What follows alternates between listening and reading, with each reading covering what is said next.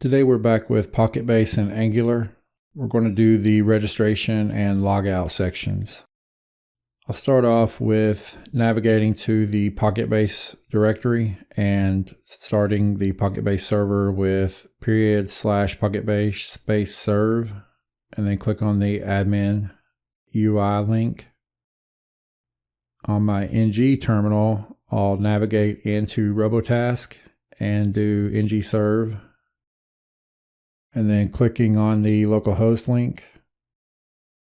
Next, I want to cd into the robotask/source/app folder, and we need to generate a new interface in the interfaces folder named register model. Then we want to generate a new component in the pages directory named register. And finally, we need to generate a new component in the pages directory again named Logout. Let's start with the routing.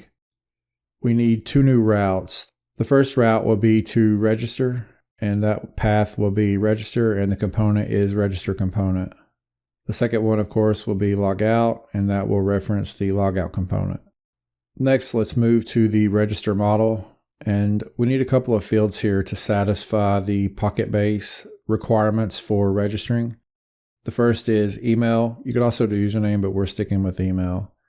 Next, we need the password and password confirm. And I do recommend that you stick with the same naming convention that I'm using. The last is name. And finally, email visibility. The email visibility is a Boolean. The others are strings. Next, in the auth service, we'll need a new register method, so public async register. The only argument will be the register model, and that's going to return a promise of a record model. Record models inside of Pocketbase are basically an array of fields. So let's create const pb equals new Pocketbase and pass in environment.base URL. Next, we need to return await pb.collection and users.create and pass in the register model. Next, we'll do a public async logout. That one has no arguments, and we'll create our pb equals Pocketbase environment base URL, and we're going to return await pb.authstore.clear. Next, we'll move to the register page. Inside of the imports for the component, we need to grab the reactive forms module. And then inside of our component, we need an auth service to be injected. We also want the router so that we can redirect. We also need to inject form builder. Next, let's create a form group. We also need to implement on init in this so that we can create our form group before the page loads. We need to add several controls to this. So this.fg equals this.fb.group. Then we want to create email and give it a default value of empty string. Our array of validators will be required and email. And I want to note here that the validators are an array, so you must pass them in inside of square brackets. Otherwise, you'll get some weird behavior in your form, and it's not really easy to figure out what's going on there. Next, we'll have password, again, an empty default value, and we need the required validator, and we need the minimum length validator. The min length will be 8. For the password confirm, again, empty string, and the same validators as the password, required and min length of 8. Next will be name, and we need the required validator here and also another min length, but this one will only be 5. Now we'll create a register method, and this one is going to create a new register model and then fill in the values. Email will be this.fg.get email. Make sure you put the bang value. password thisfg.getPassword.value. Password confirm equals this.fg.getPasswordConfirm.value. And name equals this.fg.getName.value. We also have to supply a value for the email visibility flag and just turn that to false.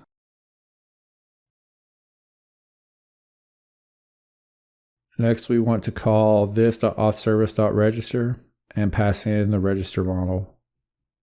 .then, and we're going to expect a record model back. And here, what we can do is we can check to make sure that the res token doesn't equal an empty string. And if it doesn't, then we can be fairly certain that the registration worked. Then if that happens, then we'll navigate by URL to tasks.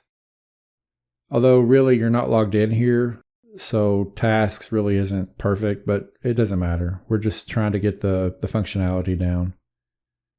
And I wouldn't really leave this open at this point.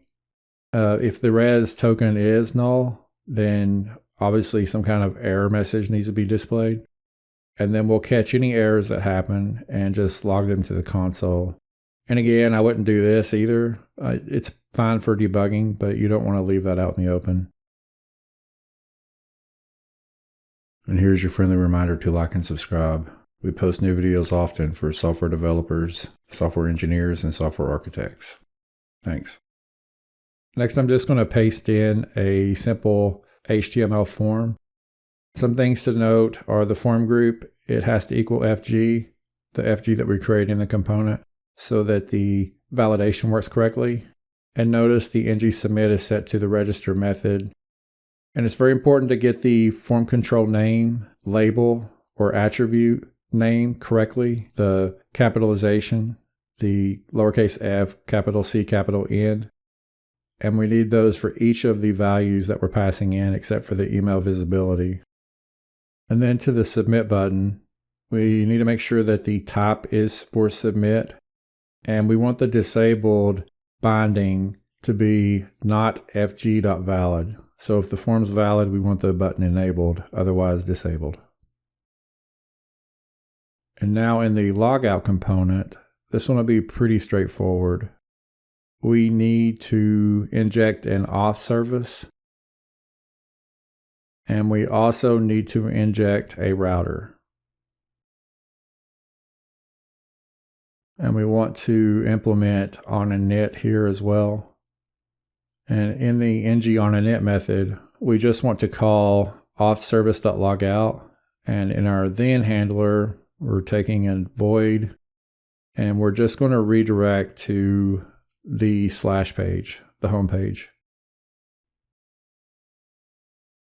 And then inside of the template, we'll just print out a logging out statement. It should rarely be displayed. It seems pretty speedy. So on the register page, I want to show you something. And this is one of the things I don't like about Pocketbase. The test@test.com user already exists in the system. And when I click the register button, you notice we get a 400 bad request response, but no information. And I really don't like this. Hopefully they will resolve this before going into a final version. So if we look at the logs, you can see that we get the same data error, and the data details tells us that the email is invalid or already in use, but we didn't get that on the client. So it's really hard to troubleshoot that. So I'll just change from test@test.com to test2@test.com and change the name, click the register button. And that redirect happens to task, which is what we wanted. So if I go into the login page and I use a valid email password combo and click login, and if I click on the application tab inside of the browser DevTools, you can see that the Pocketbase_auth value is there, and it has the auth model and the token. So registration does not log you in, which is fine, I think. You can use that as a chance to let the user validate their email.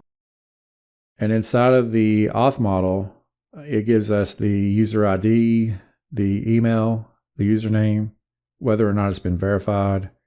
So quite a bit of functionality there. I just really don't like that lack of feedback when you do something wrong. So we're definitely logged in here. And if I go to the logout page, you can see that Pocketbase auth value has been cleared out, which is exactly what we expect. That's good. And that's it.